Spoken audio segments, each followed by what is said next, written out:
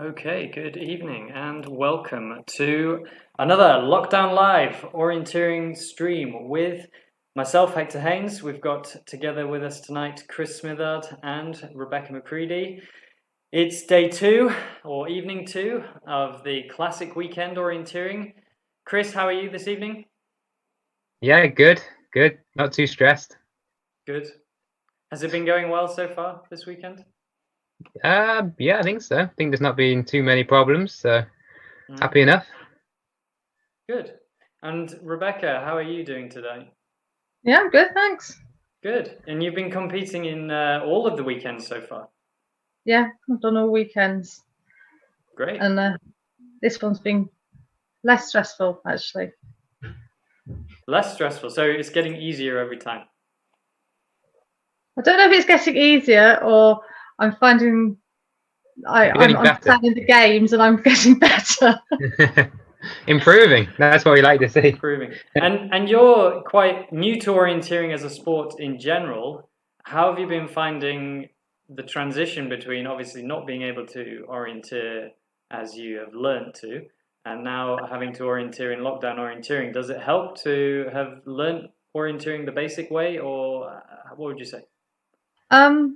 I think it's actually helping my orienteering skills because I'm able to learn the skills without the oxygen deprivation, and so certainly I feel that my skills are improving, and it might even pay off once we're back to orienteering. How would you describe yourself as an orienteer at the moment anyway? Do you prefer the technical style and the interpretation of the map and the actual mapping itself, or would you say like you like to just look at the map quickly, briefly, take it all in as much as possible, and then run and just find the controls like that way? I much prefer technical areas. Mm-hmm. I'm not. I guess I'm not. I haven't come to it as a runner. I've come to it more as I started as a hill walker. So I much prefer the technical areas where I'm having to map read a lot more, and I just find that a bit more fun than just something like street orienteering where you just take it all in and just go, and it's down to pure pace then. Mm-hmm. Oh, well, interesting. Chris, can you give us a little bit of a summary, basically, of what's been going on this weekend, how it's been going for everyone so far? Yes, I mean we've had 6 stages closed already, for tomorrow, and we're gonna just in a moment have a brief chat about some of the solutions and the analysis, because maybe that's something we've maybe not been as sharp on during the other weekends. So I think maybe people might appreciate it if we chatted a bit more about that. Yep. But generally, I think people seem to have been enjoying it, and we had the video orienteering this time, so that was new. How did you find that one, Rebecca? Different? Very different, and it was fun. It was quite good listening. I was just saying how the runner was so quiet, and they were. I was impressed by how quiet they were and how they weren't swearing or talking to themselves. Rebecca, as someone new to orienteering, did you recognize what type of terrain that was? Where in the world that terrain was? I wasn't sure. I thought it was possibly Scotland, but I wasn't sure. I didn't know. Okay. Because I've only orienteered in Cheshire and the Lake District and Scotland, and not a lot of Scotland. I've only done 6 days there. Yeah, I mean, in the UK we've got such varied terrain. It could have been in the UK, but actually it was in Sweden, in Gothenburg area. So it yeah, didn't look anything like the UK to me, mate. I'll be honest. I picked it out straight away, but yeah, I thought it was Norway to begin with. I thought that Ralph maybe was doing that, doing it, but yeah. Then I realized. Right, shall we get some of the solutions? Let's do it, shall we? I'm just going to share my screen. Here we go. Yeah. Let's have a look then. What do we got? Shall we look through here we are, the forest route choice solutions. So yeah, that was stage 1. Yep, this was stage 1. Here we can see. Yeah, I think Here we can see on the screen that this is what we got as a question, and you had to choose A, B, and C. And of course, you were marked on the correct route choice, i.e., the fastest route choice, and also on time, how quick you could choose this. Am I correct? yeah, a combination of those. Yeah. So, Do you remember which one you picked here, Rebecca? I think I probably would have picked A because it was mainly a path run. Mhm. yeah, Yeah, we kind of I think that's the way most people went in the event. Although we had some people going straight actually. The image below is the GPS tracks from these the are the event, GPS. Yeah. and in this one it was A and B were quite similar, so we gave points to A or B. Okay. And C is kind of a very long way. It was kind of just a kind of warm up, really. Yeah. Yeah. All right, we'll move. We'll just move briefly through these. Going through this one. So, Chris, talk us through which is the fastest here. My screen is a bit slow. I'm Okay. still on the. This is the end. Yeah. Okay. So here it's B and D. So it's the majority path routes. Yeah. I think I chose B on this one. That would have been my choice. Yeah. But I think I chose B. yeah. Yeah. It's the shortest, and you also use a lot of the path. So Yeah. Yeah. So and the next one is yeah, it's going a little bit slow on my computer. yeah, I can't. could be the bandwidth. I think I can remember which one it was. I It was think a straight. I think I chose this as a straight. Yeah, exactly. It appears that times going straight were much better than any other option. That's What did you think, Rebecca? I can't. I think I would have chosen. I would have chosen B or C on that. Yeah. Yeah, I think we just gave the points of B on this one. Yeah. Probably chose B. Yeah, the you can see the GPS below. It's not particularly helpful in this one because it's looks like spaghetti, mate. Yeah, and without the times, it's like impossible. Yeah, but looking at the times and the routes, it was it was B. It was best. And then the number 4 was the final one. Number this 4, yeah. This looks very much like a sprint-orienting route choice to me. Less classic, but I would have chosen A here, I think. A. Yeah, so A was the fastest. And it was actually on this course, it was the 21 elite course, and the top 4 runners each went a different way, and A came out fastest. So very interesting. Very interesting. Let's carry on through. And then we move into a bit more complicated terrain, you'd say. Yeah, World Champs 2014, right? Yeah, were you running that one, Hector? Yes, I was. Although I wasn't running. I wasn't running the long distance actually. I ran only the middle distance and the relay. Okay. And well, Rebecca, what did you think on this one? I think I chose B. I might have even chosen A. I can't remember. I think it was probably B because of that big long path run. But then I thought A took you out too far round. Yeah. I think I can't remember if I chose A or B. So B is a bit more direct. So it was in this case it was B and D were quite similar. So we gave points for both of those. And then on these ones, so from now on we World of O did analysis on the races at the time, so we've linked to those so people can read a bit more about the different route choices. And of course, these solutions, they'll be going out to everyone via email, will they? In the email I'll link to where they are on the website. Very good, very good. So we should put those up tonight. After we finished here. Yeah, always love a good World of O route analysis. I think it's very comprehensive and extremely interesting if you're into that sort of thing. Here on this one, we can let's see if I can zoom in just a little bit to get what this one was. This one was it was difficult. I think I chose A actually. This one I remember was quite difficult. It took me a long time to decide actually, 10 seconds I think. So based on the times and the analysis that World of O has done, it was B and C we decided. Interesting. So although C was actually running a quicker time, looking at the analysis in more detail, that actually B and C are pretty comparable.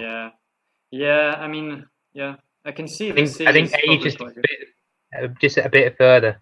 And of course, in this sort of game, we're kind of guessing.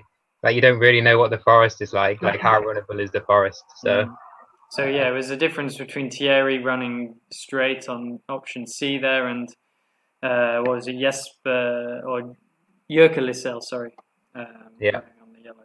Interesting. Yanni running around the- Lakinen choosing completely crazy route, if you ask me. But anyway, yeah, I'm sure you regretted it afterwards too. he probably did. So yeah, here we are in the next one. We can just quickly go through. I think I chose B mostly on this straight, but could have been C. No, I can remember this C. one. I definitely chose C on that one. Mm. Yeah, so And C was you've got the the quickest. path.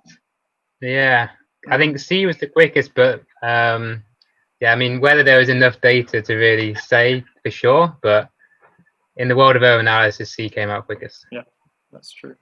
Actually, quite a lot quicker. 50 seconds. Philip Dahlgren lost to Fabian Herner. So, yeah, if you're faster running around a track, then I guess, yeah. There's less climb on it as well. Mm. Yeah. Yeah. And a here, kind of attack point, a better route into the control.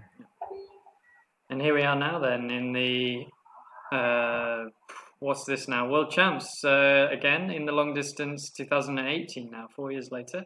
Yeah, we've moved forward a bit. Yep, not so long ago. I remember this one. So we started with quite a gentle one on this one as well. Which way do you think was the best, Rebecca?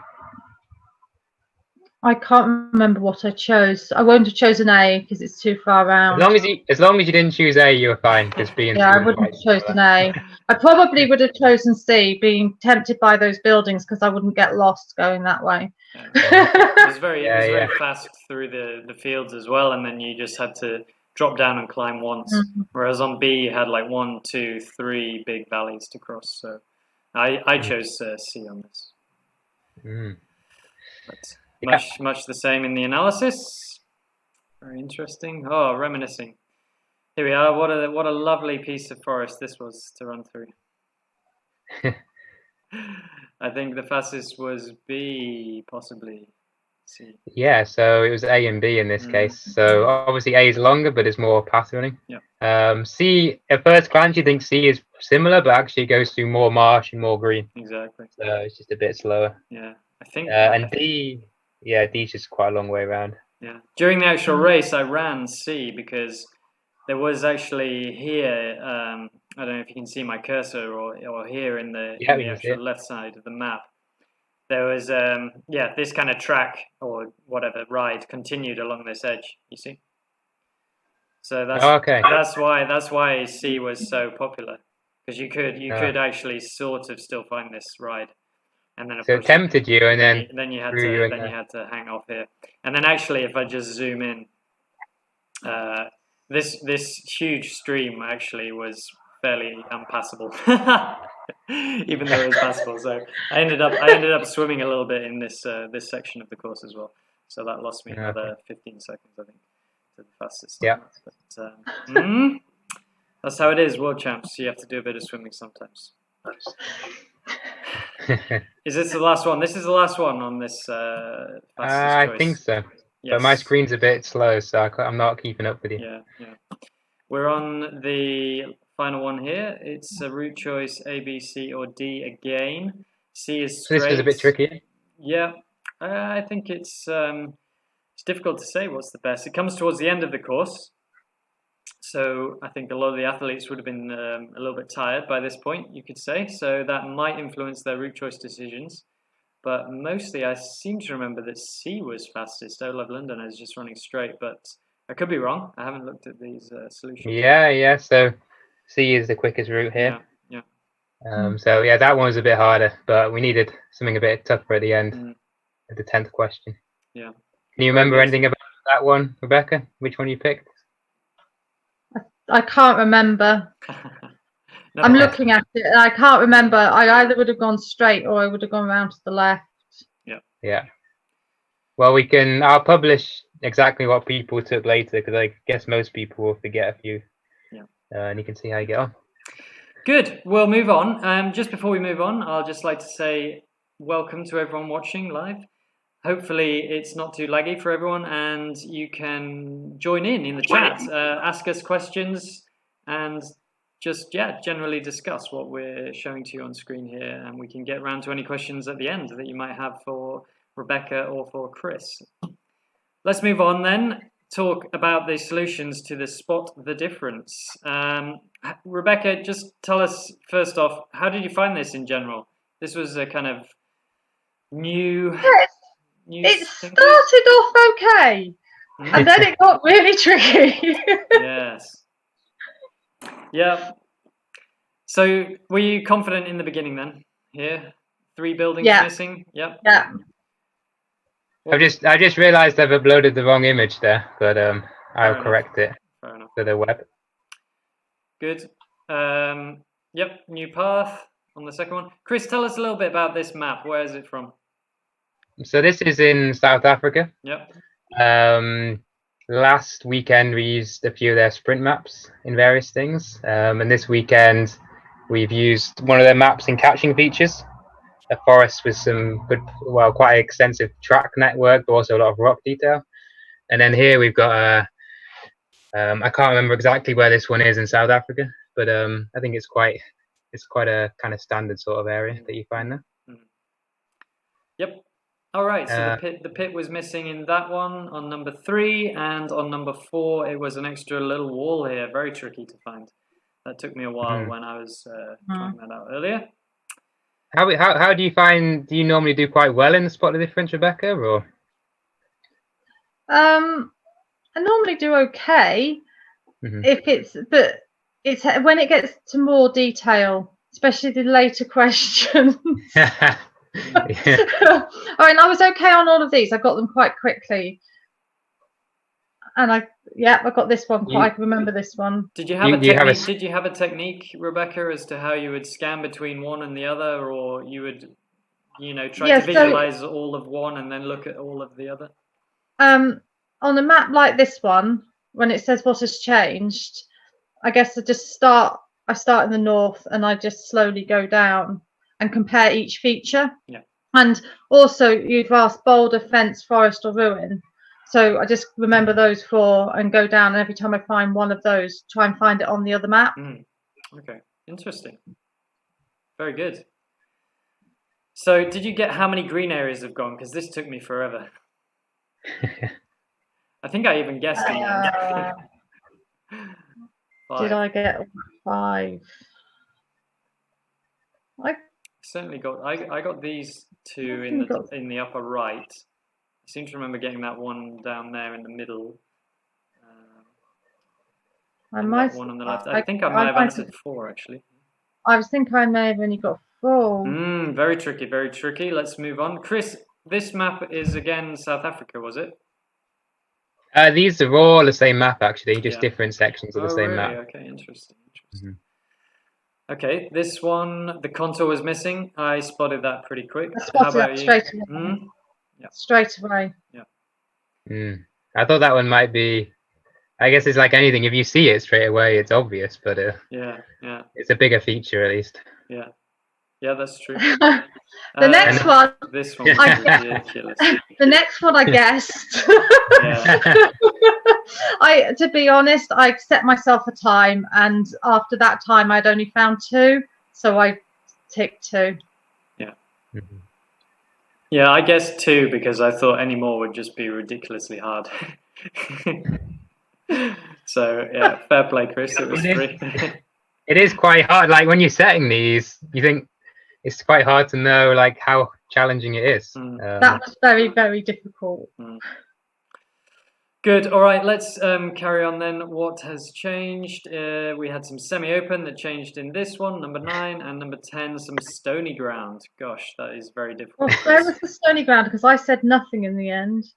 Yeah, I'm pretty sure I said nothing as well. It's just under this crag here. Can you see this one? Yeah. It was one piece of stony ground, so it is quite hard. One piece of stony ground. Chris, you are a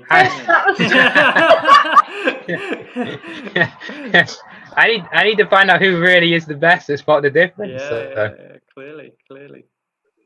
Yeah, We should. right there. That piece there. That was definitely too hard. I know some people have got 10 out of 10, so Wow. maybe we'll get them next time and find out what they're. Yeah, I mean, it's multiple choice, isn't it? So Maybe, yeah. yes. Shall we move on? Let's move on. All right. Here we have the video solutions. Let's just run through these quickly, and then we can wrap up with any questions that might occur from the stream. So the video orienting, it seemed to go down well, Chris. I heard many good things from people both talking online and messaging me personally that the video orienting was something that they were enjoying. Maybe we should, because I know we're running out of time, maybe we should have a quick look at the video results. Maybe that'd be more interesting. Let's do the video results. That's a good idea. So here we are. Yeah. So right up the top there, we've got Thierry Georgiou. In second place, Mathieu Pusch taking the first place. Who else have we got? Chris, talk us through it. I was just going to say there was 10 legs, and the best is 7. Okay. 7 out of 10. So it's no one's picking all the best routes. That actually the times are really close together. Even though if you look across that, even between quite a lot of people, there's quite a bit of difference. Yet the times are still very, very close. Yeah. So that's very interesting. I mean, the terrain is quite homogeneous, isn't it, in Scandinavia and in Sweden? I mean, of course, this terrain had a lot of relief. It had cliffs, it had hills and such, and very few tracks, but there were some tracks.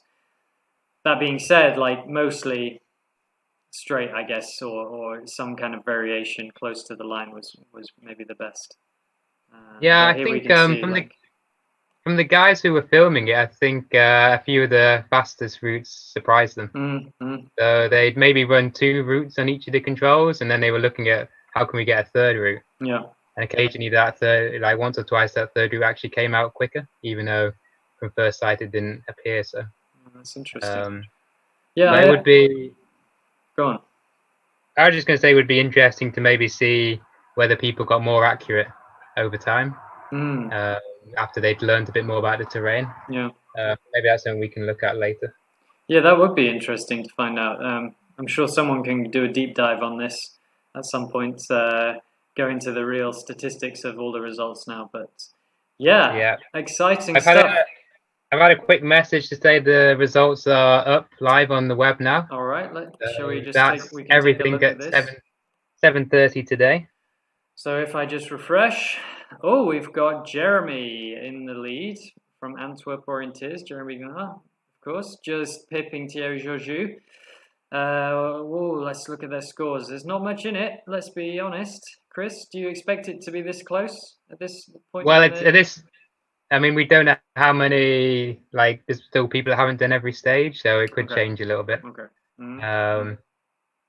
So, yeah, I mean, it's hard at the moment, but we get a kind of an idea of the standings. But, I mean, Jeremy, who's leading at the moment, he's got a very good overall score, it seems. I mean, not many... His lowest score here is 811. Of course, they're all out of 1,000, if I'm wrong. And as it's the 10-stage competition. Yeah, this is the 10. This is the 10. We can look at the 7 as well. Let's just give a shout out to the leader on the 7. That's going to be Thierry, by the looks of it. Thierry and Mathieu, who coming up in second there. We had Mathieu on last night, so great to see him doing well. Yeah, you had a few photographs to show before we could go. Well, I had literally myself, and I think there was one other person who sent something. I did have it, but I closed it. It was basically just myself. Oh, right. But let's show off our kit, Chris, before we leave.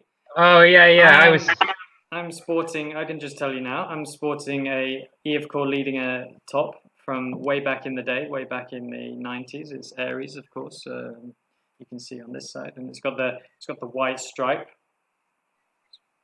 Where is it? Very good. Yeah. Chris, tell us a little bit about your top.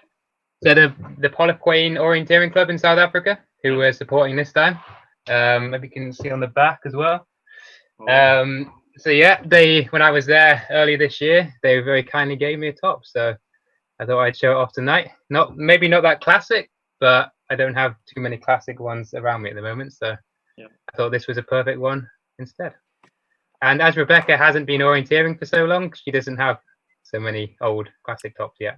No, not so classic, but one day, Rebecca, you'll look back and maybe you'll rewatch the lockdown orienteering live stream and realize how classic it was back in the day. Certainly, the technology is probably going to be classic by that time.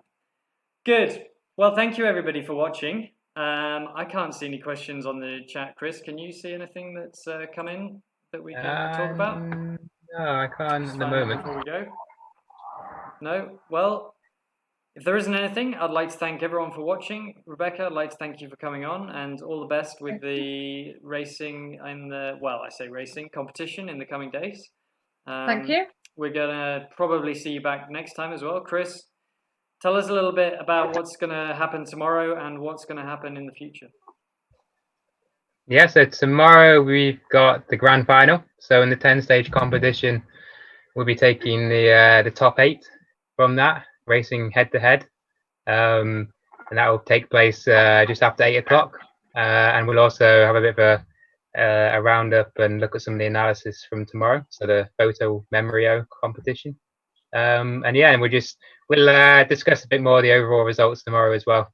So give some shout outs to the people who have won the various age categories as well. Perfect. And then in the future, we announced today more widely about the World Orienteering Day event we're running this week, which is with being supported by the International Orienteering Federation. So that link is on the Facebook page, but I will also put it in the email tonight if people want to check that out. Fantastic. Chris, thank you very much for coming on and explaining everything about the weekend's goings on. Rebecca, thank you again. Like I say, all the best, and thank you, everybody watching. Of course, keep following us on Facebook and Twitter for the updates. We'll see you same time tomorrow. From me, Hector Haynes, goodbye. From Chris. Goodbye. From Rebecca. Goodbye. Goodbye.